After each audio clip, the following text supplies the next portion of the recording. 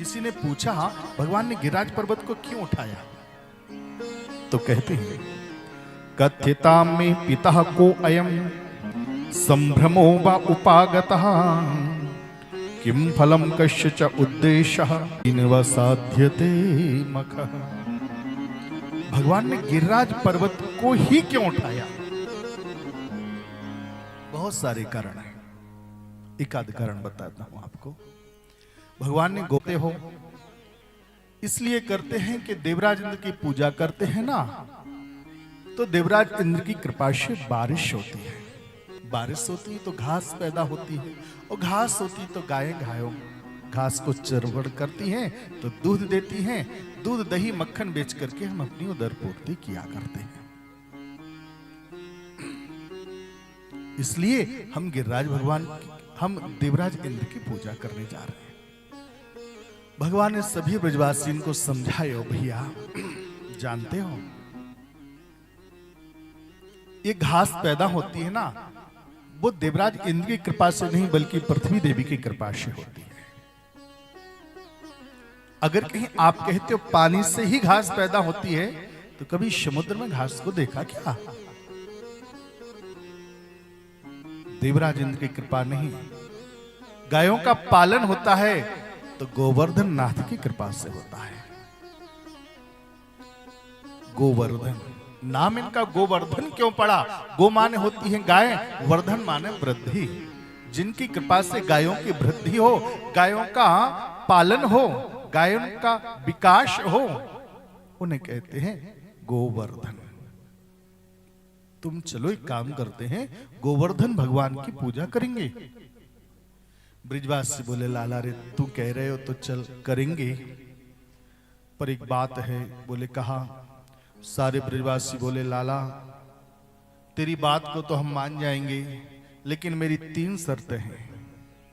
तुम्हारे गोवर्धन नाथ को कहीं मेरी 3 शर्तें स्वीकार हो तो हम पूजा करेंगे। बताओ भाई कहाँ शर्तें हैं आपकी? तो ब्रिजवासी बोले लाला सबसे पहली बात तो यह है। बोले क्या? हम ठहरे गरीब ब्रजवासी। अब देखो हम लोग 56 भोग तो नहीं ला सकते हैं, लेकिन हां हमसे जो बन पड़ेगा वो रोखी सुखी सेवा हम जरूर करेंगे।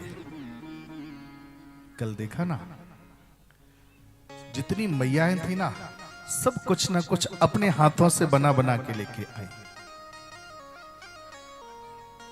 और 56 भोग बन के तैयार हो गया था कल। शायद कितनी भी बड़ी दुकान पर जाते ना तो इतने सुंदर व्यंजन नहीं बनते, और जब बनाए होंगे ना तो मन में कितना सुंदर भाव आया होगा, भगवान को भोग बना के ले जा रहे हैं।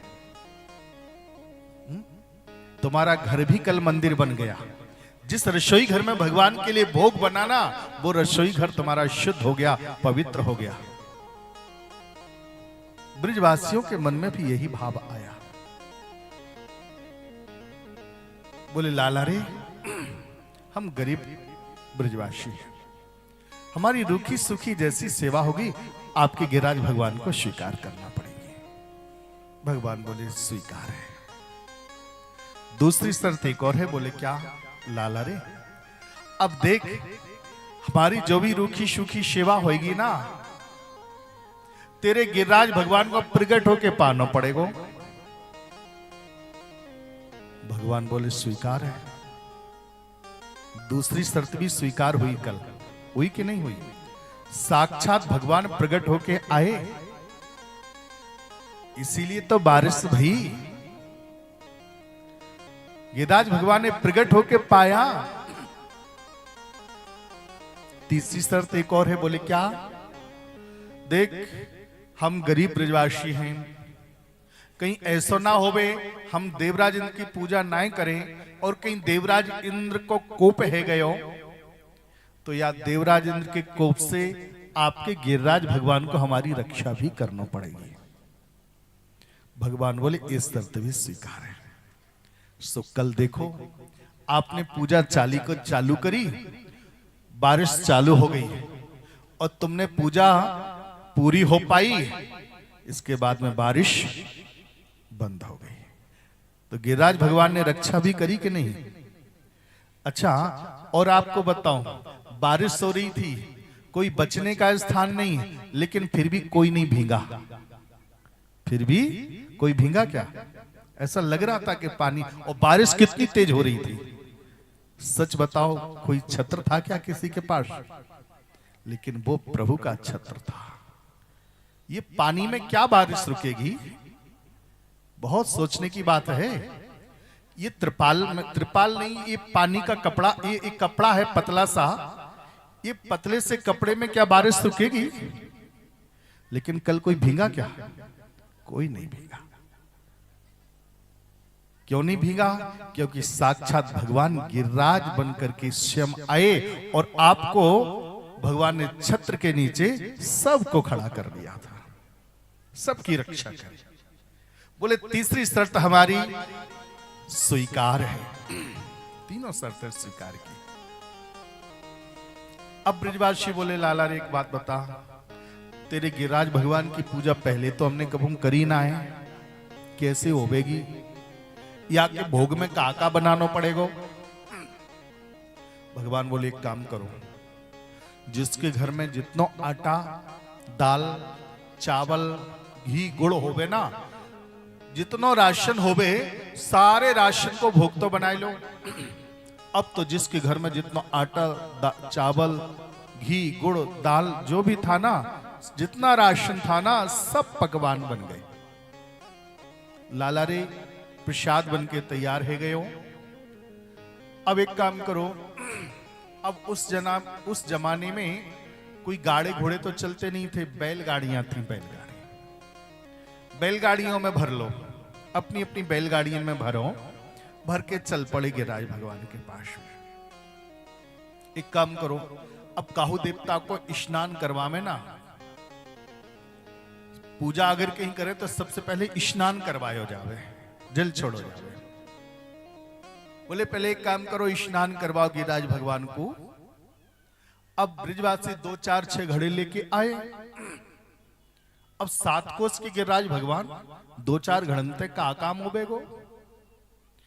घड़े रख दिए। लाला रे, अब तेरे भगवान को स्नान होए और चाहे ना होए, हमारे बस की बात तो है ना, इतनी दूर से कैसे इतना पानी लेके आएंगे? भगवान बोले, चिंता मत करो। भगवान ने मन से गंगे मैया को स्मरण किया, हे गंगे मां, तुम एक काम करो, हमारे ब्रजवासी बहुत परेशान है रहे हैं, आप यहीं पर प्रकट हो जाओ। सो चमत्कार तो तब हुआ, तत्क्षण मैया वहां प्रकट हो गई। बोली गंगा मैया की। और यही कारण था, कल हमारे यहां साक्षात गंगा महारानी प्रकट हुई। जब बारिश हो रही थी ना, आप फोटो में देखना, कैमरे में देखना, यहां ऊपर से जब बारिश हो रही थी ना, तो ऐसे लग रहा था जैसे गंगा मैया का विशाल स्वरूप है, ऊपर से जो फुवारा टाइप का चल रहा था। बिल्कुल ऐसे लग रहा था, ऐसे जैसे गंगा मैया बहुत विशाल धारा में यहां से बह रही है, साक्षात गंगा प्रकट हो गई हैं। गंगा मैया प्रकट हुई। मां गंगे ने एक बात और कही, भगवान आपने मुझ को प्रकट किया, एक बार आपने प्रकट किया, आपके जंघा से हम प्रकट भये तो हमारो नाम पड़ गयो जाह्नवी गंगा। आज पुनः फिर आपने मुझ को प्रकट किया, अब हमारो नाम कहां होवेगो? भगवान बोले, गंगे मैया उस समय तो मेरी जंघाओं से प्रकट हुई थी, इसलिए तुम्हारो नाम जाह्नवी गंगा है, लेकिन अब की बार में तुम मेरे मन से पैदा हुई हो, मैंने आपको मन से स्मरण किया, या कारण ते आपको नाम मानसी गंगा है जाएगो। गंगा मैया को नाम है गयो मानसी गंगा। आज भी कभी आप गोवर्धन जाएंगे ना, और गोवर्धन अगर कहीं आप जाएंगे गिरिराज जी की परिक्रमा करने, तो सबसे पहले परिक्रमा शुभारंभ करते हैं, वहां मानसी गंगा है। आज भी मानसी गंगा वहां विराजमान है और वहां स्नान करते हैं, सब आचमन भी करते हैं, स्नान भी करते हैं। सभी लोग गए और जाकर के क्या किया, मानसी गंगा में आचमन किया, स्नान किया और गिरिराज भगवान को खूब स्नान करवाया जी भर के, अभिषेक हुआ। इसके बाद में भगवान बोले अब एक काम करो, पूजा करो, गिरिराज भगवान की पूजा करिए, अब भोग लगाओ। गाड़ियन में जितना आटा, दाल, चावल, खिचड़ी जो भी कुछ बनाया था ना, सब गिरिराज भगवान को भोग लगायो, परोस दियो। और भोग लगायो ना, एक ब्रजवासी, बूढ़े ब्रजवासी आए, बोले लाला रे, हमने कही थी ना हम ब्रजवासी हैं, गरीब ब्रजवासी, तेरे गिरिराज भगवान तो प्रकट भय ही ना है। भगवान बोले जरूर प्रकट होंगे। भगवान ने कहा कि गिरिराज भगवान को प्रणाम कियो, और जैसे प्रणाम किया मेरे गोवर्धन नाथ, तुम एक काम करो, अब पधारो और आकर के भोग तो लगाओ। और जैसे ही गोवर्धन नाथ को स्मरण कियो और आपको बताएं, देखते ही देखते गिरिराज भगवान प्रकट हो गए। बोलिए गोवर्धन नाथ की। अब तो सभी आए और गोवर्धन